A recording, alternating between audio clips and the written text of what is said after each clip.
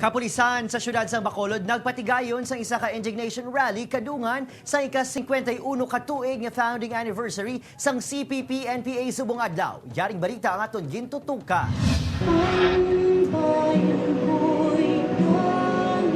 Apisar may ginkasugtan nga ceasefire sa tunga sang CPP-NPA ka gobyerno.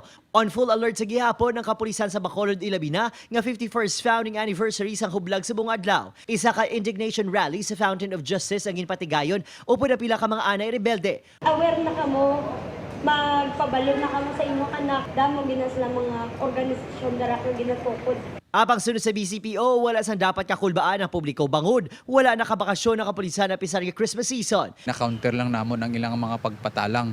Sila naghatag sa mga informasyon, but this time it's the government that speak. Nagupod man sa rally ang mga punong barangay, force multipliers kag mga sectoral group. Ang ato lang is to not to make war.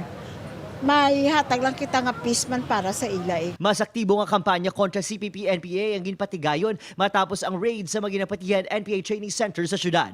Sa bahin naman sa hublag, wala man sila sang holiday sa ilakaw sa ilabina sa ginapahayag diktadurya sa administrasyon ni Duterte.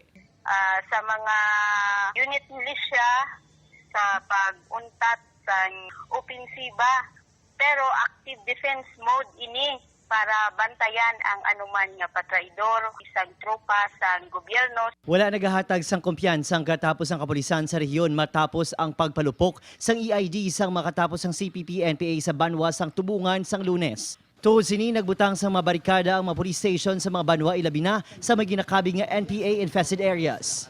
Upod si Reynald Castillo, Adrian Prietos. 1 Western Visayas.